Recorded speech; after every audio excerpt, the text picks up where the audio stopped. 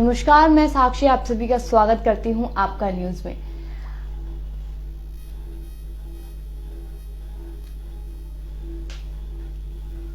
क्षमा चाहूंगी, हम दोबारा से शुरुआत करते हैं।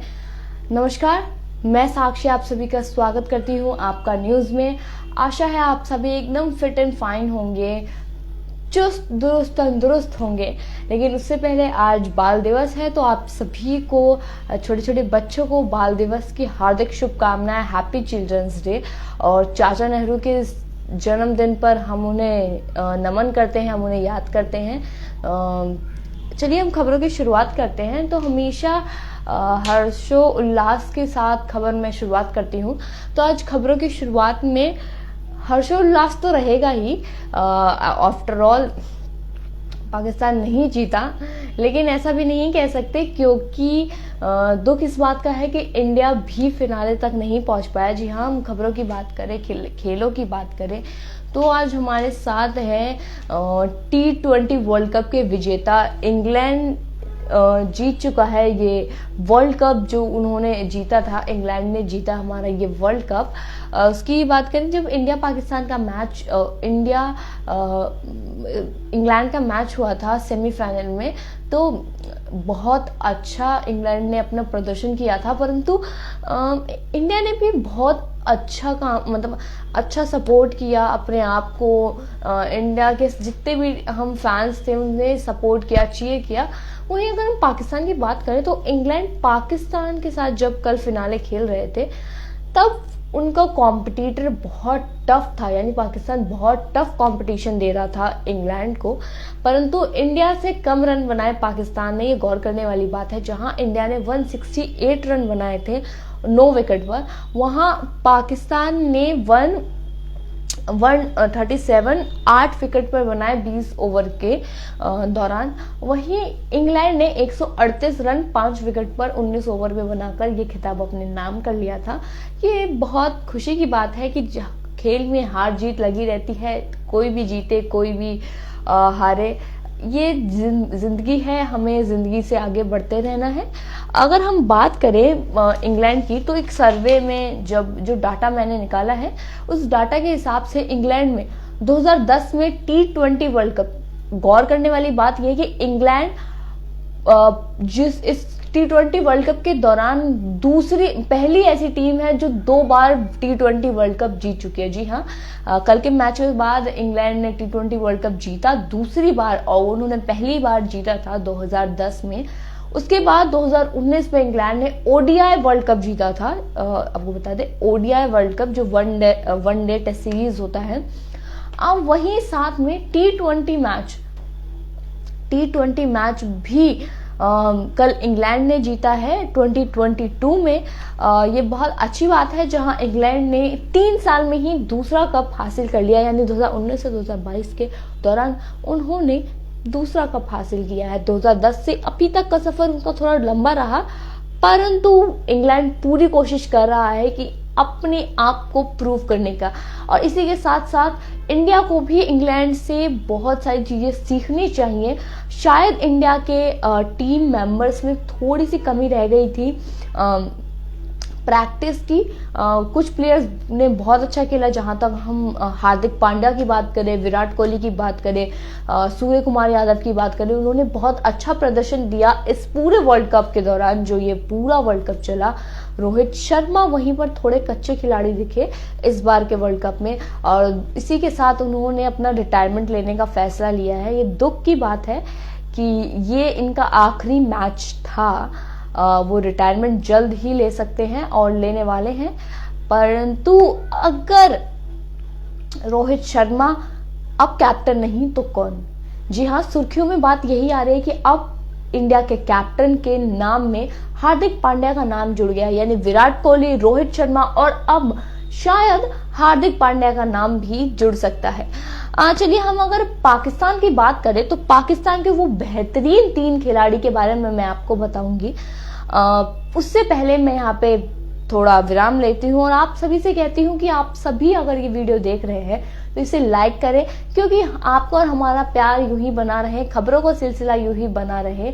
इसलिए आपका न्यूज आपके लिए अलग अलग खबर लेके आएगा, बेहतरीन खबर लेके आएगा, लेकिन उससे पहले आपको इसे शेयर करना बनता है। तो प्लीज इसे जितना हो सके उतना अपने दोस्तों के साथ, परिवार के साथ शेयर कीजिए, ताकि ये सारी खबर उन तक भी पहुंचे और वो इससे वंचित ना रह पाए। तो चलिए हम पाकिस्तान की बात करते हैं। मैं पाकिस्तान के खबरों पे आती हूँ।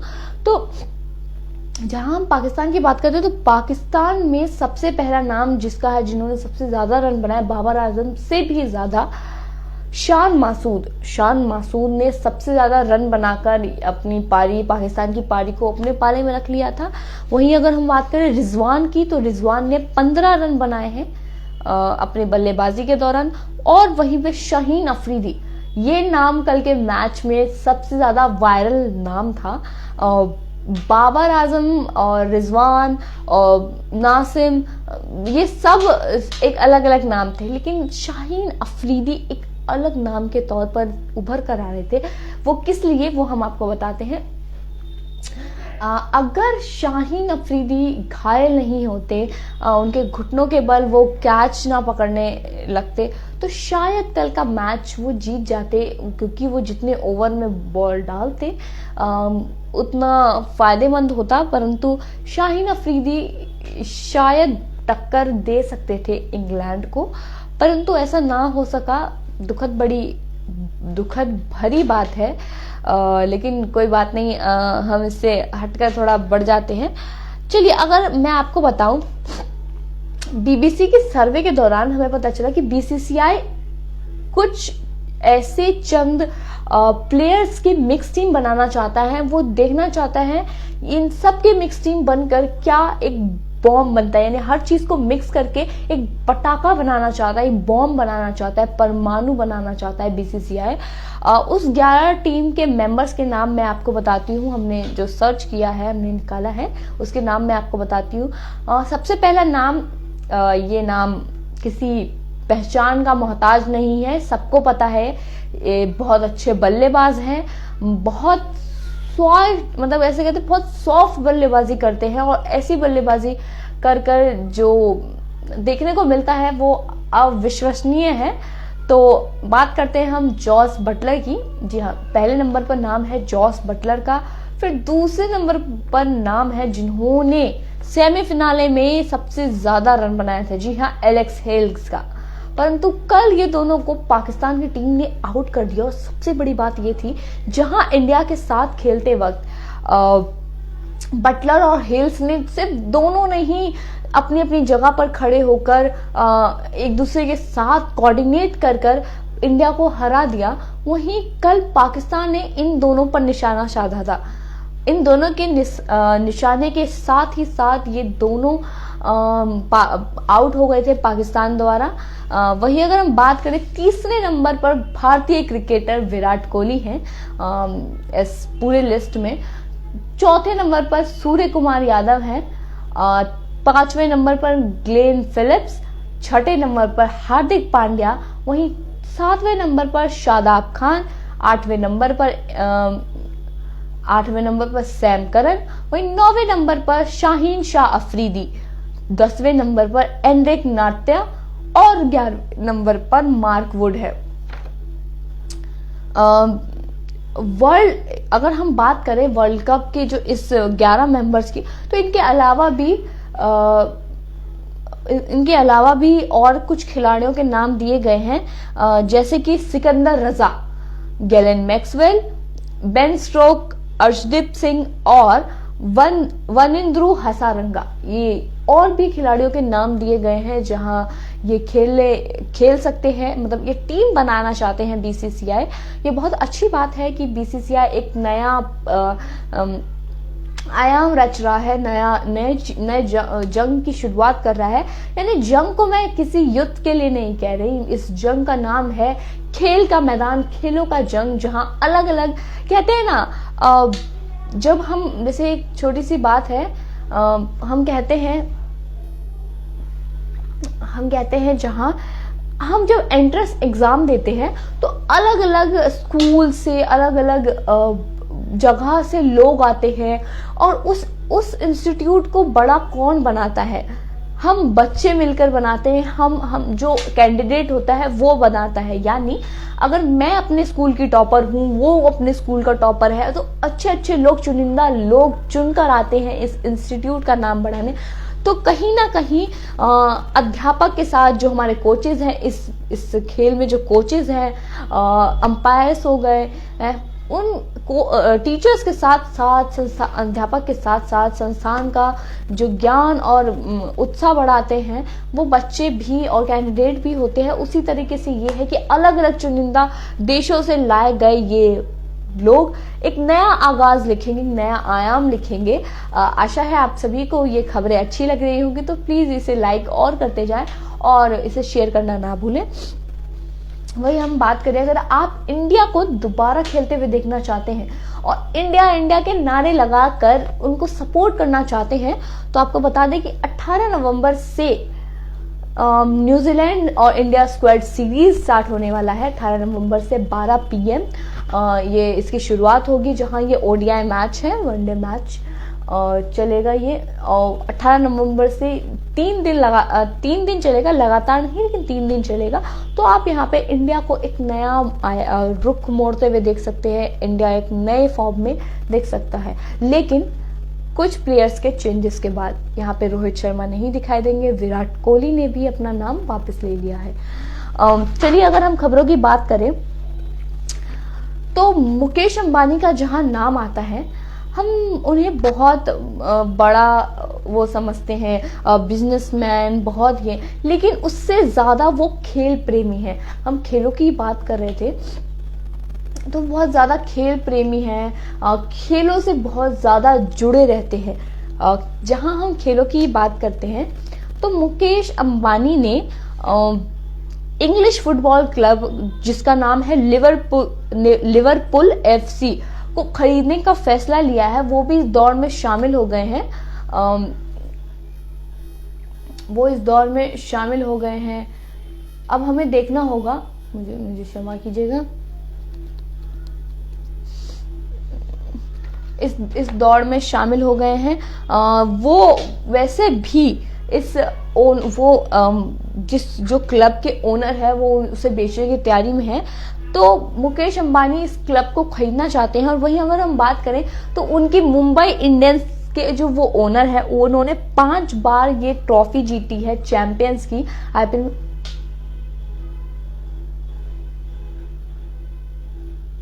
धन्यवाद। आशा है आप सभी को अच्छा लग रहा होगा। प्लीज आप इसे शेयर करें। आपके ही बात और आपकी कुछ प्रश्न भी है, क्वेश्चन भी है, तो आप मुझसे पूछ सकते हैं। हम आपके सारे सवालों का जवाब देने की कोशिश करेंगे, हम पूर्णतः कोशिश करेंगे। प्लीज आप सवाल भी पूछ सकते हैं। Thank you. अगर हम बात करें और खबरों की, तो आपको बता दें कि इंडिया कल के फिनाले में भी पीछे नहीं था। अब कैसे आप बोलेंगे कि कल इंडिया नहीं था? इंडियन फैंस पाकिस्तान को चीयर करने वहां पहुंचे थे, कुछ इंग्लैंड को भी चीयर करने पहुंचे थे। यानी इंडियन फैन आधे डिवाइडेड थे कि इंग्लैंड जीते या पाकिस्तान जीते। पर वहीं पर जो मेलबोर्न में भारत की 13 साल की एक लड़की जानकी जिसका नाम है, उन्होंने बहुत सुंदर मनमोहक प्रस्तुतियां दी। उन्होंने 90,000 लोगों के सामने IAS OS के साथ परफॉर्म किया। थैंक यू आपको शेयर करने के लिए। प्लीज आप शेयर कीजिए इसे। उस जानकी ने 90,000 लोगों के सामने परफॉर्म किया। ये 13 साल की छोटी सी लड़की, महज 13 साल की है वो। जानकी इंडियन है, परंतु वो ऑस्ट्रेलिया में रह रही है अपने पेरेंट्स के साथ। उन्होंने जो परफॉर्म किया, उन्होंने वी कैन गेट टुगेदर गाना गाया था। और वो कलाकृति स्कूल ऑफ म्यूजिक से, कर्नाटक से संगीत सीखा है उन्होंने। इन्होंने ये शिक्षा ली है। या we all love India, we love India, everyone's love India. हम इंडिया को हमेशा सपोर्ट करेंगे, चाहे इंडिया हारे तब भी हम उनके साथ हैं, क्योंकि जहां वो जीतते हैं हम उनको सपोर्ट करने लग जाते हैं, परंतु वो जहां हार जाते हैं हम उनको सपोर्ट करना छोड़ देते हैं। तो ऐसा हमें नहीं करना है। इंडिया हमारा है, हमें उन्हें सपोर्ट करना चाहिए। बहुत अच्छी बात होगी कि जहाँ जैसे कहते हैं ना कि हमारा कोई अगर हम बच्चे हमारे हम गिरते हैं तो हमारे माँ बाप हमारा सहारा होते हैं, वैसे ही हमारी टीम हमारा परिवार है और हमें उनका साथ देना चाहिए। हमेशा उनके साथ रहें, उनका मनोबल बढ़ाएं, ना कि उन्हें क्रिटिसाइज करके उन्हें नीचा दिखाना चाहिए। अगर वहीं बात करें यजुवेंद्र सिंह चहल की, तो चहल के कोच ने ये दावा किया है,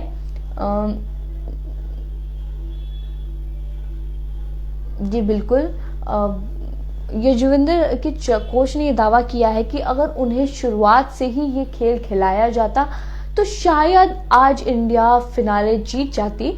उनका मानना था कि चहल बहुत अच्छे खिलाड़ी हैं, परंतु उन्हें खिलाया नहीं गया। यानी शुरुआत से ही रोहित शर्मा जब उन्हें टीम में लेके आए तो उन्हें टीम में से बिठाया गया एज अ एक्स्ट्रा के तौर पर, उन्हें खिलाया नहीं गया। अब बात यही आ जाती है कि उन्हें खिलाया क्यों नहीं गया, ये हम में से किसी को नहीं पता। लेकिन देखते हैं, वी विल सी कि क्या होता है फ्यूचर में जब इंडिया अगले खेल में जाती है। तो चलिए हम आपको बताते हैं कि जो 2024 का अंडर 19 वर्ल्ड कप मैच होने वाला है वो श्रीलंका में होगा। जहां श्रीलंका इतनी आर्थिक तंगी से जूझ रहा था है भी, वहीं पर शायद ये कहना मुश्किल होगा कि कैसा होगा 2024 का ये अंडर 19 वर्ल्ड कप, परंतु देखने लायक होगा कि क्या इंडिया इस मैच में भी अपना आयाम कायम करता है या नहीं। तो हम देखते हैं क्या होता है, we will see what next. और अगले मैच के लिए हम तैयार रहते हैं। चलिए हम बात करते हैं, खबरों की बात हो गई, खेलों की बात हो गई, अब थोड़ा आते हैं गंभीर और नॉर्मल समस्याओं पर। हाल ही में सानिया मिर्जा और उनके पति शोएब मलिक के साथ तलाक की खबर सामने आ रही थी। अब सामने आई खबर जो इतनी हम लेकर आए हैं सानिया मिर्जा की खबर, तो बात ये आ रही है कि सानिया मिर्जा और शोएब मलिक अपना एक शो लेकर आ रहे हैं। जी हाँ, इस शो का नाम है द मिर्जा मलिक शो। अब इस मिर्जा मलिक शो में तलाक या तलाक में शो, ये मेरे बस की भी बात नहीं थी और जनता तो खुद बौखला गई। जी हाँ, पाकिस्तानी मीडिया के हिसाब से जो ये तलाक की खबरें थी वो सच है, परंतु ये शो जब आया तो आने वाला है कुछ दिनों में पाकिस्तानी मीडिया पाकिस्तानी चैनल पर, तो लोगों का ये कहना है कि ये एक पब्लिसिटी स्टंट है जो अपनी शो के लिए बढ़ाए जा रहे हैं, टीआरपी और बढ़ाई जा रही है ताकि लोग देखें कि तलाक के बाद भी कैसे ये शो कर पा रहे हैं। इस बीच में खबर तो ये आई थी कि शोएब मलिक जो हैं उन्होंने आयशा कमर के साथ अफेयर है उनका, आयशा कमर के साथ जो पाकिस्तानी मॉडल है उनके साथ एक बोल्ड फोटोशूट कराया था। उसी दौरान उनका अफेयर उनके साथ हुआ और वो सानिया मिर्जा को चीट कर रहे हैं। पर इस शो का जो धमाका हुआ है, बूम हुआ है, वो समझ में नहीं आ रहा। यानी ये कैसे हो सकता है कि शो भी साथ साथ और तलाक भी साथ साथ, क्योंकि 12 साल का रिश्ता या तो जी हाँ, सानिया मिर्जा की तलाक की खबरें आ रही हैं, वो जल्द ही तलाक लेने वाली है, ऐसा खबर में आया था। परंतु अभी उनका शो भी आने वाला है अपने पति के साथ, तो ये पब्लिसिटी है या नहीं ये तो आप बताएं और जनता बताएगी। जी हाँ, चीट कर रहे थे शोएब मलिक, पाकिस्तानी क्रिकेटर हैं, वो पूर्व क्रिकेटर हैं, और सानिया मिर्जा हमारी देश की टेनिस प्लेयर रह चुकी हैं। सो अभी तो वही बात चल रही है, देखते हैं, वी विल सी कि क्या होता है। खबरों के मुताबिक हम आपको अपडेट करते रहेंगे अगर खबर सही हुई तो। चलिए हम बात करते हैं अब अपने खिलाड़ी कुमार की। अब खेलों से बात हो गई, लेकिन हम खिलाड़ी कुमार की बात करना नहीं छोड़ सकते। अगर खिलाड़ी कुमार की हम बात करें तो उनकी फिल्म हेरा फेरी, फिर हेरा फेरी, वेलकम, दे दनादन, इतनी सारी मूवीज उन्होंने दी है। जिसकी कोई मतलब हम क्या कहें, जिसका कोई आयाम ही नहीं है। आजकल खिलाड़ी कुमार थोड़े बूढ़े होते जा रहे हैं। जी बिल्कुल, पब्लिसिटी तो हो ही सकती है। अगर हम बात करें पब्लिसिटी की, तो पब्लिसिटी का मकसद ही यही होता है कि हम, जैसे हम अगर हम मीडिया के स्टूडेंट, तो हम यही पढ़ते हैं कि एडवर्टीजमेंट वर्सेस पब्लिसिटी। तो अब शायद एडवर्टीजमेंट में वो इतना पैसा ना लगा के पब्लिसिटी कर रहे हैं, ताकि पब्लिसिटी वैसे भी फ्री होती है, उसमें कोई कॉस्ट नहीं लगता। बस अपनी थोड़ा फेम बढ़ाओ, अपना थोड़ा बातें बढ़ाओ, कंट्रोवर्सी बढ़ाओ, और पब्लिसिटी फ्री में हो जाती है। लेकिन एडवर्टीजमेंट में आपको पैसा देना पड़ता है, तो पब्लिसिटी ही लग रही है। पर वही, अगर चलिए हम बात से भटक गए, हम अक्षय कुमार की बात कर रहे थे। अक्षय कुमार जहाँ इतनी अच्छी अच्छी पिक्चरें देते हैं, आजकल अक्षय थोड़े से ढीले दिखाई दे रहे हैं, परंतु हमारा साथ हम सब उनसे बहुत प्यार करते हैं। तो अक्षय कुमार ने हेरा फेरी 3 करने से मना कर दिया है। सूत्रों के मुताबिक अगर बात करें, जी बिल्कुल, अगर सूत्रों के मुताबिक की हम बात करें, तो अक्षय कुमार पहले तो स्क्रिप्ट के कारण ये मूवी नहीं करते, लेकिन खबरों से भी ये पता चला है कि यहाँ पे ना स्क्रिप्ट की बात है ना किसी और चीज की, यहाँ पे बात है तो पैसों की। जी हाँ, बाप बड़ा ना भैया, सबसे बड़ा रुपया, ऐसा अक्षय कुमार जी का कहना है कि मेकर्स ने उनकी मुंह मांगी रकम ना देकर उन्होंने ये पिक्चर नहीं करने का फैसला किया है। और अक्षय कुमार के जगह पर उनके जो डुप्लीकेट हैं, कह सकते हैं, कार्तिक आर्यन। जी हाँ, भूल भुलैया 2 में भी कार्तिक, अक्षय कुमार को रिप्लेस कर कार्तिक को लिया गया था। अब कार्तिक आर्यन को भी बहुत सारी कंट्रोवर्सी फेस करनी पड़ी थी, नेगेटिविटी फेस करनी पड़ी थी, जहां कार्तिक आर्यन जनता के से कि मतलब अक्षय कुमार के फैन से अलग अलग बातें फेस कर रहे थे। वहीं कार्तिक आर्यन ने अपने आप को बहुत सहजता से रखा और बहुत अच्छा काम किया है। परंतु वही हेरा फेरी 3, जहाँ अक्षय कुमार की ब्लॉकबस्टर पिक्चर में से है ये मूवी, वहीं पे कार्तिक आर्यन फिर से नजर आएंगे क्या? मतलब ये कुछ समझ में नहीं आ रहा, हम बात करें तो। पर देखते हैं क्या होता है ये। वहीं अगर हम बात करें इसकी, तो अनीस बाज़मी की ये फिल्म आने वाली है, और देखते हैं क्या कार्तिक अपना फिर से एक परचम लहराते हैं या नहीं लहराते हैं। तो चलिए, अगर अगली खबर पे हम बढ़ते हैं, तो आपको बता देते हैं कि आलिया और रणवीर के बाद फिर से एक नया गुड न्यूज मिल सकता है बॉलीवुड इंडस्ट्री को। अब बॉलीवुड इंडस्ट्री को, बिल्कुल सर, प्लीज सपोर्ट कीजिए, आप सभी का तहे दिल से धन्यवाद। चलिए हम खबरों पर रहते हैं और खबरों की बात करते हैं। आलिया रणवीर के बाद खबरों, एक नए गुड न्यूज की मैं जो बात कर रही थी, वो वरुण धवन और नताशा की तरफ से आ सकती है। जी हाँ, वरुण धवन और नताशा जो उनकी वाइफ है, वो दोनों जल्द ही पेरेंट्स बनने वाले हैं, यानी नई गुड न्यूज सामने आ सकती है। इसका खुलासा और हिंट सलमान खान ने एक सॉफ्ट टॉय वरुण धवन को गिफ्ट करते हुए बताया है कि शायद घर में नया नन्हा मेहमान आ सकता है। हम अगर इसकी बात करें, खबरों की ही बात करें, तो ऊंचाई मूवी जो हम इतने दिन से बात करते हैं, उनके सेकेंड डे कलेक्शन में 3.64 करोड़ का कलेक्शन किया है उन्होंने। ये बहुत बड़ी रकम है। दूसरे दिन में ही, आज तो चौथा दिन है, तो हम कल तक आपको बताएंगे कि आज कितने कमाए हैं उन्होंने। वहीं अगर हम बात करें एस राजा मौली की RRR मूवी की, तो RRR मूवी का सीक्वल बनने जा रहा है। जी हाँ, एस राजा मौली ने ये दावा किया है कि जल्द ही इसकी शूटिंग स्टार्ट हो जाएगी। शूटिंग के साथ साथ ही हम जल्द ही आपको बड़े पर्दे पर देखने को मिलेंगे। अगर आप में से किसी का सवाल हो, तो वो सवाल भी आप पूछ सकते हैं। हम खबरों का सिलसिला ऐसे ही बढ़ा रहे हैं, आप सवाल भी हमसे पूछ सकते हैं।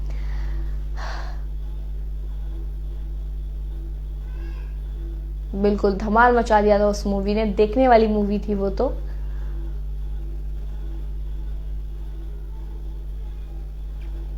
अगर आप में से किसी का सवाल हो, तो वो आप सवाल भी पूछ सकते हैं, प्लीज आप पूछिए।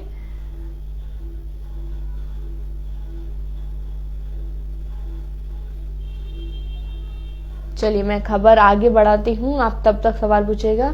आपको क्या लगता है RRR 2 कैसी रहेगी?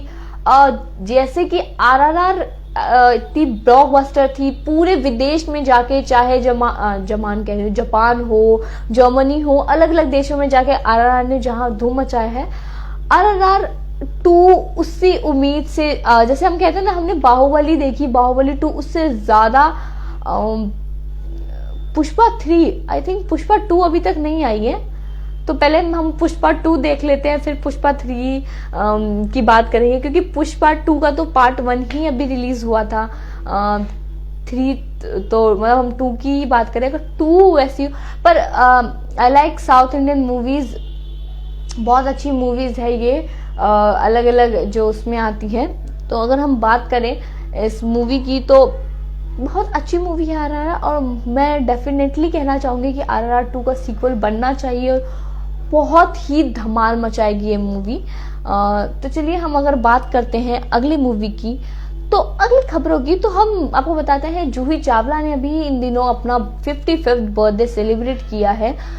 इस सेलिब्रेशन के दौरान उन्होंने बताया, हाँ जी, पुष्पा 2 आएगी, और पुष्पा 2 आनी भी चाहिए, क्योंकि पहले पार्ट में उन्होंने अपना हाफ पार्ट छोड़ दिया था।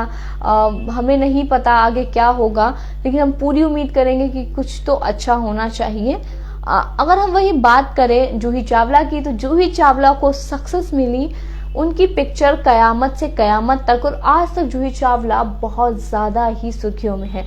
हम उनकी बात करें उनके बेस्ट फ्रेंड की, तो वो शाहरुख खान है, वो शाहरुख खान को अपना बेस्ट फ्रेंड मानती हैं, लेकिन उन्होंने कभी भी शाहरुख खान के बेस्ट फ्रेंड यानी सलमान खान के साथ एक भी मूवी नहीं की, एक्सेप्ट एक मूवी छोड़कर जिसमें सलमान खान उनके पति बने हैं। वो सलमान खान को अपना भाईजान कहती हैं।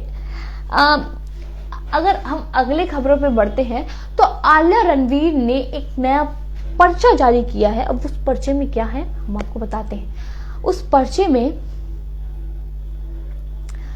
पर्चे में आलिया रणवीर ने एक कोविड अपनी बेटी के लिए प्रोटोकॉल बनाया है, जिसमें कोविड टेस्ट कराए बिना आप अपने घर में, आप उनके घर में नहीं जा सकते उनकी बेबी से मिलने के लिए।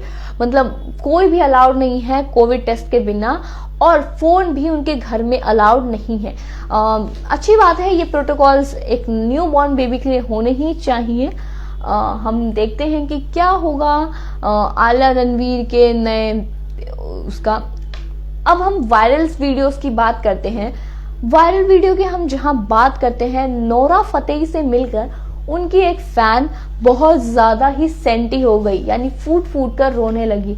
नोरा फतेही से मिलकर वो बहुत ज्यादा सेंटीमेंट अपना, मतलब बहुत ज्यादा ही रोने लग गई। और वही बात करें, जी हम क्या बताएं आपको, हाँ, फूट फूट कर रोने लगी। डांसिंग क्वीन नोरा फतेही के तो जलवे हर जगह हैं, पूरी दुनिया उनकी दीवानी है, पूरी दुनिया उनकी मस्तानी है। वहीं नोरा की हम बात करें, परंतु आजकल नोरा जो झलक दिखलाजा की जज हैं, वहीं पर रुबीना दलेक उनकी जो झलक दिखलाजा की कंटेस्टेंट है, वो भी अपने झंडे गाड़ने में लगी हुई है। और निया शर्मा, श्रुति झा और भी अलग अलग कंटेस्टेंट अपनी अच्छे प्रदर्शन में लगे हुए हैं। अगर हम बात करें बिग बॉस की, तो बिग बॉस से अर्चना को आउट कर दिया गया है। जी हाँ, अर्चना को आउट करने के बाद अर्चना ने अभी तक 15 लाख रुपए कमा लिए हैं। पर वीक में उन्हें 3 लाख रुपए मिलते थे, यानी अभी तक वो बहुत ज्यादा ही पैसे कमा चुकी हैं। और अगर हम बात करें नोरा फतेही की, तो नोरा फतेही भी अपने अलग अलग प्रोजेक्ट्स के लिए बहुत ज्यादा सुर्खियों में है। अगली खबर पे बढ़ते हैं, तो अगली खबर ये है कि प्रीति जिंटा के पिछले साल जुड़वा बच्चे हुए थे, उनका आज पहला जन्मदिन है। उन्होंने पहले बच्चे का, जुड़वा बच्चे को बहुत धूमधाम से अपना उनका बर्थडे मनाया है। हम उनके बच्चों को हमारी ओर से जन्मदिन की हार्दिक शुभकामनाएं। चलिए हम खबरों पे बढ़ते हैं, तो खबरों पे बनाते हैं कि 2 दिन पहले पूर्व प्रधानमंत्री राजीव गांधी के हत्यारे रविचंद्रन व नलिनी को और 2-4 लोगों को सबको रिहा कर दिया गया है। जी हाँ, सुप्रीम कोर्ट का यह दावा है कि अब उन्हें वो गिल्टी हैं और उन्हें छोड़ दिया गया है। हालांकि इस पर कांग्रेस पक्ष नाराजगी जता रहा है। उन्होंने कहा है कि सुप्रीम कोर्ट ये हमारे नेता है उनकी मान मर्यादा के साथ खिलवाड़ कर रही है। वहीं रविचंद्रन और नलिनी ने सहानुभूति बटोरने के एक नया दांव पेच खेला है। उन्होंने कहा है कि हमें आतंकवादी और हत्यारे समझने की बजाय हमें बेचारा समझे, हम इतने साल जेल में रहे। धन्यवाद सर। हमें बेचारा समझे, हमें आराम से हमारी सहानुभूति रखें, हमारी क्या गलती है। वो ऐसा जनता का रुख बटोरने की वो कोशिश कर रहे हैं। हालांकि एक नए कांग्रेस का एक नया षड्यंत्र शायद रचा जा रहा है, जहां कांग्रेस भाजपा को भी टारगेट में ला रही है। जैसे कि अगर हम बात करें चंद दिनों पहले की, तो G20 सम्मेलन में भी कांग्रेस ने आपत्ति जताई थी भाजपा को लेकर, जहां G20 का ट्रेंड लोगो जो था वो कमल था। तो उनका मानना है कि कमल इस भाजपा का लोगो भाजपा अपने प्रचार कर रही है। परंतु क्या आपको लगता है कि G20 में जो कमल का लोगो इस्तेमाल किया गया वो भाजपा से रिलेटेड है? क्या वो ये नहीं जानते कि भारतीय राष्ट्रीय पुष्प जिसे माना जाता है वो कमल को माना जाता है। कीचड़ में दलदल में भी खिलने का प्रतीक कमल को माना जाता है। संघर्ष करके जो निकलता है वो कमल है। तो कांग्रेस क्या अपने आप को दूसरा समझती है, वो भारतीय नहीं है? आप अपनी राय मुझे कमेंट सेक्शन में बताएं कि आपको हिसाब से लगता है कि जो कांग्रेस कह रही है वो सही है और भाजपा गलत कर रही है कमल को लाकर। आप मुझे कमेंट सेक्शन में जरूर बताएं। अगर हम बात करें खबरों की, तो अगली खबर की तरफ अगर हम बढ़ते हैं तो ये थोड़ी दुख भरी खबर है कि इस देश में क्या से क्या हो रहा है हमें खुद नहीं पता। इस देश का आयाम कहाँ तक जा रहा है। खबरों को तो हम बताते ही हैं, लेकिन खबर सुनने के बाद भी लोग इस तरीके की हरकत करते हैं। आपको बता दें कि 4 दोस्त रात को घूमने निकले थे। उसमें से एक दोस्त की किसी और से कंधे टकरा गए। उस कंधे टकराने के दौरान सामने वाले व्यक्ति ने उस पर हमला बोलने की कोशिश करी, उससे कहीं सुनी हो गई। वहीं बीच बचाव में एक दोस्त आया और उसकी चाकू गोद कर हत्या कर दी गई। ये बहुत ज़्यादा शर्मनाक बात है कि जहां हम बात करते हैं इस देश में सुरक्षा की, वहां आज के लोग भी सुरक्षित नहीं हैं। उस बेचारे को चाकू गोद कर हत्या कर दी गई। आपको मैं बता दूं, ये बोलते बोलते भी बहुत ज़्यादा कलेजा ऐसा लग रहा है कि थोड़ा सा माइक में डिस्टर्बेंस आ रहा है। Okay sorry. हेलो, अभी भी आ रहा है सर? आपको मेरी आवाज अच्छे से आ रही है? प्लीज मुझे कमेंट सेक्शन में बता दीजिए।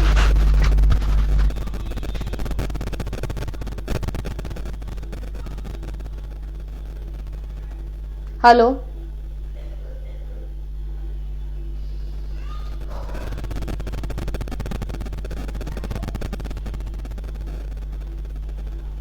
हेलो सर, मुझे आप बता दीजिए प्लीज, जो भी मुझे सुन रहे हैं।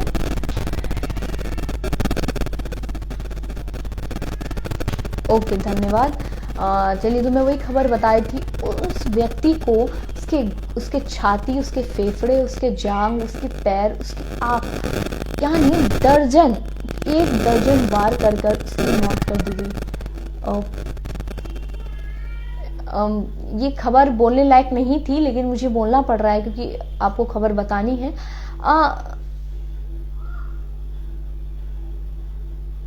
ओके, अब आपको मेरी आवाज अच्छे से आ रही है?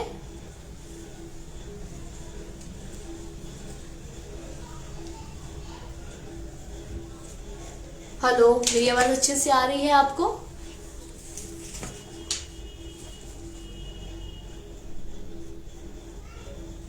प्लीज बताइए।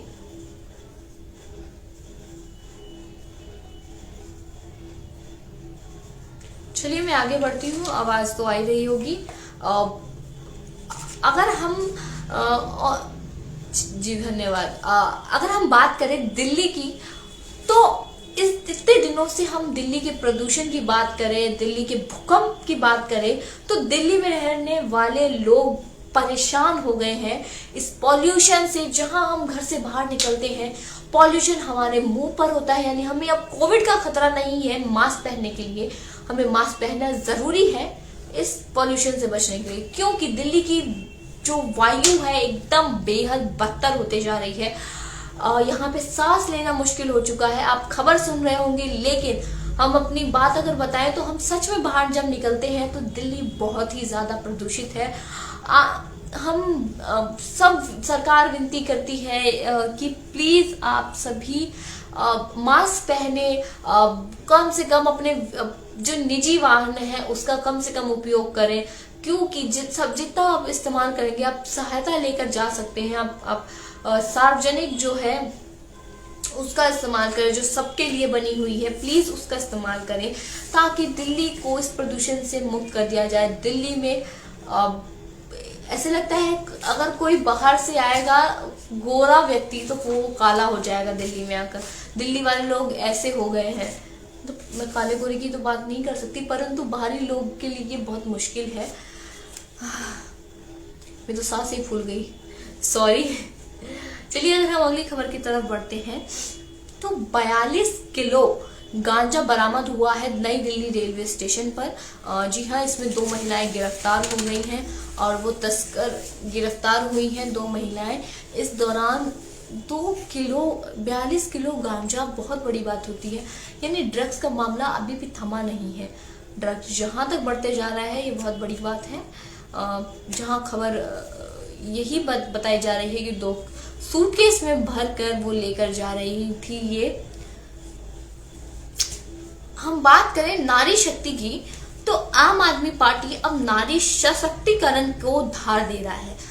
धार देने की अगर हम बात करें तो एमसीडी चुनाव में अनारक्षित सीटों पर महिला उम्मीदवार को वो खड़ा कर रहे हैं, उतार रहे हैं।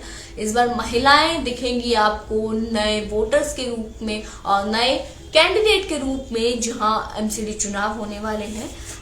ये बहुत अच्छी बात है। हम नारी शक्ति को हमेशा प्रोत्साहित करना चाहिए, हमें हमेशा ही उनका साथ देना चाहिए नारी शक्ति का। ये एक आशापूर्वक बात है हमारे लिए।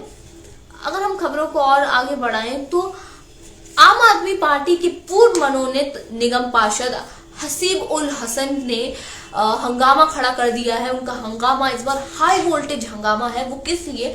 क्योंकि उनको टिकट नहीं मिली। उनको टिकट नहीं मिली उनकी पार्टी से। उन्होंने हाई वोल्टेज ड्रामा इस प्रकार से किया कि बिजली के खंभे पर चढ़कर वो तमाशा करने लग गए। तमाशा करने के दौरान सभी कार्यकर्ताओं ने उन्हें रोकने की कोशिश करी, उन्हें मनाने की कोशिश करी, परंतु वो ज्यादा देर नहीं माने।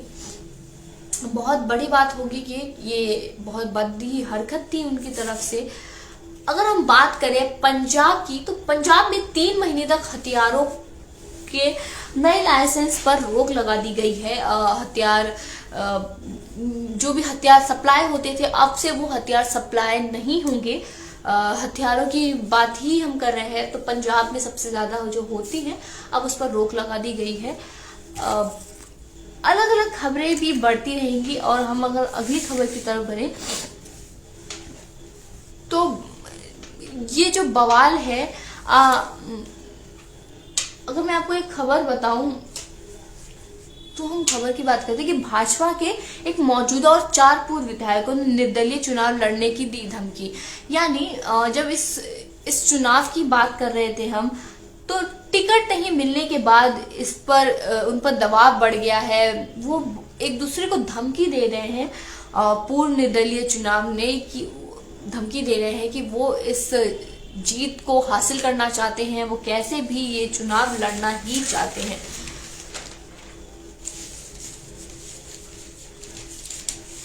अगर हम बात करें हिजाब कंट्रोवर्सी की, तो ईरान में जो विरोध चल रहा है वो अभी तक थमा नहीं है। लाखों से हजारों लोग सड़कों पर उतर आए हैं और ये दंगा करते जा रहे हैं। इसी तरह की इस शुक्रवार को, ये शुक्रवार खूनी शुक्रवार कहा जा रहा है, कहते हुए प्रदर्शन किया है। वहाँ के लोगों ने हिजाब का यह मामला बहुत ज्यादा ही बढ़ते हुए जा रहा है। अगली खबर पर अगर हम बढ़ते हैं तो मुंबई एयरपोर्ट पर एक ही दिन में 61 किलो सोना जब्त किया गया है। 7 यात्रियों को गिरफ्तार किया गया। ये इस एयरपोर्ट कस्टम में जब लेके जा रहे थे उसी दौरान 61 किलो सोना जब्त में लिया गया है। ये बहुत ज्यादा ही शर्मनाक बात है हम सबके लिए, जहां गांजे की तस्करी हो रही है, सोने की तस्करी हो रही है। बहुत ही अजीब संरचना है।